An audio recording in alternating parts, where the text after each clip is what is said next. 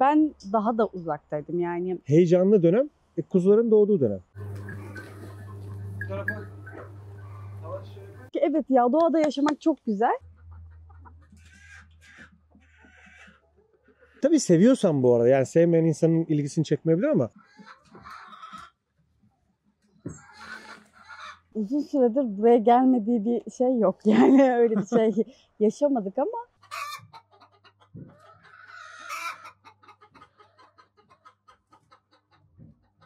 beyninin bir kısmı başka bir bölüm açılıyor aslında. bütün her şeyimiz burası.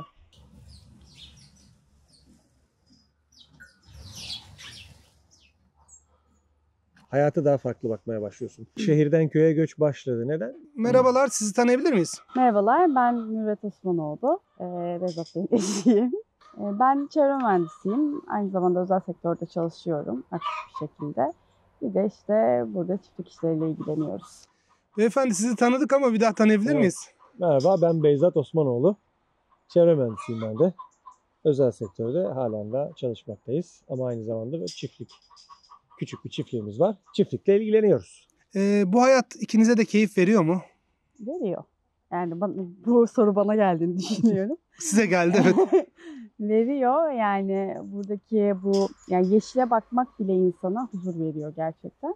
O yüzden burada vakit geçirmek, burayla ilgilenmek, çocuğumun bu ortamda büyüdüğünü görmek gerçekten huzur ve mutluluk veriyor. İleride böyle bir yaşamla ilgili planınız var mı? Var. Yani büyük bir çap aslında. Hayallerimiz çok büyük ki hayalin büyük olması gerektiğini düşünüyoruz. Ne kadarını gerçekleştirebiliriz, neler yapabiliriz bununla ilgili çok şu anda hep düşünceler içerisinde ama tamamen böyle yaşamayı hayal edip düşünüyoruz. Tam Umut zamanlı ediyoruz. bir çiftlik hayatını düşünüyoruz ileriye dönük. Genelde çiftlerde pek bu konuda anlaşmamazlık oluyor ama sizde böyle bir anlaşmamazlık görmedim. Ya bizim hayallerimiz ortak yani bu anlamda ortak. Zaten yani tamamen bir mahrumiyet yaşantısı da istemiyoruz. Ama tamamen şehir yaşantısını da ikimiz de istemiyoruz. Gene böyle arada bir sistem peşindesiniz o zaman. Tabii yani istediğinde sosyalleşebilecek, yani bir tiyatroya gidebilecek, bir sinemaya gidebilecek bir imkanın olması lazım. Dolayısıyla evet ya biz şehirde yaşarken de zaten alışveriş merkezine falan gitmiyoruz. Yani biz şehirden kastımız o şehrin trafiği işte ne bileyim gece kulüpleri falan değil. Yani ama sosyalleşebilmek açısından arkadaşlarına bazen belki bir kafe, sinema, tiyatro ihtiyacı oluyor insanın ki bu bence de şehir olayı gibi görmüyorum ben zaten onu. Dolayısıyla evet. Yani şehri özümsemek değil de ben burada çalışıyorum, evim burada yaşıyorum gibi. Hani işte o Evet. diskoydu, gece hayatıydı, çılgın hayat Hı hı, değil. hı hı. Peki emekli olmadan mı böyle bir hayata geçiş düşünüyorsunuz? Evet. Var mı? Emekli olmayı beklersek 60-65 yaş galiba. Belki 70'lere gidiyor. Evet. Yok yani sigorta girişiyle 60 mı? 60'ta 65'i kurtarıyorum ben yakaladık galiba. evet. Ama yani tabii çok daha erken yapabilirsek. Küçük yakışıklının adı ne o? Bizde pek konuşmuyor ama bir soralım adını ya. Söylemek ister misin oğlum adını? Yok istemiyorum. Ben söyleyeyim mi? He? Ben söyleyeyim mi senin adını? Adı Agah. Agah. Çok güzel. Evet. Allah bağışlasın. O da böyle hayvanlarla büyüyor. Hayvanları çok seviyor. Sistemi bilerek büyüyor. Tabii. Peki siz sert geçişlere çok nasıl söyleyeyim Çok mantıklı bakmıyorum. bakmıyorsunuz. Evet. Biraz açar mısınız? Yani çünkü sert geçişlere neden mantıklı bakmıyorum? İnsanların alışmış olduğu bir konfor var. Aynı zamanda işte bir geçimlerini sağladıkları bir gelir var. Sert geçişte bir kere bazen aylar bazen yıllar süren gelir eksikliği olur. Diğer taraftan sert geçişlerde aile bireyleri arasında farklı düşünceler varsa herkes o geçişten eşit derecede zevk almayabilir. Ya da bazıları hiç zevk almayabilir. Dolayısıyla hem ekonomik anlamda yani maddi manevi olumsuz etkilenme olasılığı çok yüksek ki hani insan sadece kendi tecrübe ederek yaşamamalı. Başka tecrübelerden de pay çıkarmalı. Baktığınızda bu tarz köye göçmüş insanları dinlediğinizde olumsuz örnekleri de aslında onların belki yaşadığı olumsuz örnekleri de kendinize kendi sisteminizi kurgularken faydalanmanız lazım. Ben de çok keskin geçiş yapan insanlarda genellikle çok sorun yaşadıklarını duydum. Bu yüzden tavsiye etmiyorum, evet. Ha, yalnızsın, bekarsın, işte zaten anne babandan ayrı yaşıyorsundur. Okey, sen gidip bir karavanda da yaşayabilirsin. Bir çadırda dağın başında da yaşayacağım diyebilirsin. Bu en fazla seni ilgilendirir ama yani aileyken maddi ve manevi anlamda olumsuz yönde etkilenmemek için ve hayalinden vazgeçmemek için, hayalinin senin bir kabusuna dönüşmemesi için evet, biraz daha yumuşak geçiş yapmak lazım. Siz ne diyorsunuz bu konuyla ilgili, bir yorumunuz var mı? Katılıyorum. Katılıyorsunuz. Ya burada şunu Teşekkür ederim. eklemek istiyorum. Bu işler ben daha da uzaktaydım. Yani eşim zaten hayvanlara düşkün ve bu işi daha çok aslında şey yapıyor. Ben sonradan dahil olan kişi olarak yaşarken karşıdan gözüktüğü gibi kesinlikle olmadığını fark ediyorsun. Öyle değil yani. Diyorsun ki evet ya, doğada yaşamak çok güzel. Bu size çok büyük bir şeymiş gibi geliyor ama yaşarken o zorlukları yaşamadan bilemiyorsun yani o karşına geçer. O yüzden yumuşak geçişlerle onları da görerek ben yapabilir miyim, yapamaz mıyım da test ederek aslında Aynen ilerlemek öyle. daha sağlıklı. Yani takımı, taklavatı, her şeyi satıp gitmektense böyle bir soft geçiş, sizden öğrendiğim bir Evet. terim, güzel bir terim. Soft geçişte denemek daha huzur Kesinlikle. verici. Yani daha mantıklı diye düşünüyoruz. Eşimin dediği gibi neyi yapıp yapamayacağını o süreçte, şimdi sert geçtiğinde bile hemen karar vermen lazım ne yapacağını. Çünkü gelir de elde etmen lazım ya. Ama o yumuşak geçişte ufak ufak bir şeyleri denersin. Yapamadığında başka, ya tavuk bakamadım, belki küçükbaş bakarım. Bakamadım, başka bir şey yaptım. Hani deneme, sürekli bir alternatif üretme zamanın olur. Peki şöyle sorayım. Geçiş döneminde hani hiçbir desteğin yoksa, hiç sıfıra sıfır her şeyini satıp gittiysen, örnek veriyorum 3 koyun aldım, 8 tane tavuk aldım, bu böyle bana yetecek, böyle bir sisteme bağlı kaldığın zaman stres yapıp üretimini de bozabilir misin? Tabii ki. Tabii ki. Yani düşünsene, stresten kaçtığını iddia ediyorsun ya da kaçmak için böyle bir şey yapıyorsun. Ama bu sefer daha kötü bir, daha zor bir stresle karşı karşıya kalıyorsun. Hayatta kalabilme mücadelesi. Yani diğer tarafta trafik stresinden, iş stresinden kaçayım derken bu sefer yaşamını devam ettirebilme stresinin içinde buluyorsun kendini. Bu daha zor, daha kötü. Yani o yüzden mantıklı karar vermek, yavaş yavaş geçiş yapmak lazım. Böyle bir şeyleri başarmakmış olmanın, örnek veriyorum işte bir koyunu yavrulatmanın, bir tavuğun yavrusunun olmasının, bir ağacın meyve vermesinin, yani bunun psikolojik şeyi ne? Ne katıyor size?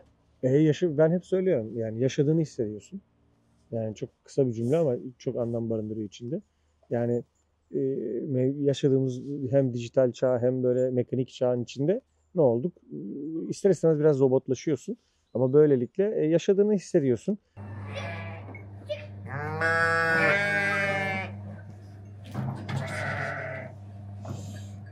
Bizim çiftlikte en zor, stresli ama tatlı bir stres. Bu diğer stresler gibi değil. Hem de en heyecanlı dönem kuzuların doğduğu dönem. Ya düşünebiliyor musunuz? Kaç tane doğacak çok bilmiyorsun. Tabii bunun makineleri var. Bakabilirsin de. Kaç kuzu doğacak? İşte erkek mi olacak? Dişi mi olacak? İşte kulağı mı siyah olacak? Burnu mu siyah olacak? Yani tabii seviyorsan bu arada. Yani sevmeyen insanın ilgisini çekmeyebilir ama bu hoşlanıyorsan bu hayvandan, hayvan sevgin varsa bu anlamda çok keyifli bir şey ya.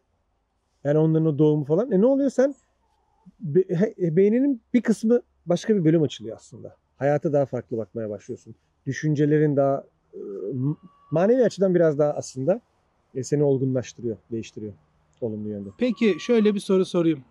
Eşiniz bir müddet buraya gelmediği zaman trafikte olsun, hayatta olsun böyle biraz streslendiğini anlıyor musunuz? Hadi senin gitme zamanın geldi diyor musunuz? Uzun süredir buraya gelmediği bir şey yok. Yani öyle bir şey yaşamadık ama gelmese evet, yani burada o farklı bir şeyi atıyor. Yani onu hissediyorum. Şimdi normalde çalışıyoruz. Hafta sonları boşumuz oluyor. Hadi gidelim işte AVM'de bir şeyler yiyelim, bir şeyler bakalım tarzı ya genelde insanlar. Normal insanlar. Evet. Sizin böyle bir alternatifiniz olması evliliğinizi böyle daha yumuşak hale getiriyor mu sizce? Getiriyor. Yani ama şöyle de bir durum var. Hem getiriyor hem olumsuz da etkileyebiliyor bazen yani. Bütün her şeyimiz burası. Bazen görüşememe gibi bir durumumuz oluyor. Yani normalde cumartesi, pazar ailece geçirin. Evet, biz burada bu bir dönemin içinde bile bazen birbirimizi göremediğimiz İş yaparken. zamanlar oluyor iş yaparken. O anlamda olumsuzluk, yani başka bir hani şey değil, ama bizim zaten bir AVM ya da işte öyle kalabalık yerlerde gezme, bu bize zaten tat veren bir şey değil. O yüzden burası daha bize sakin ve dinginlik veriyor.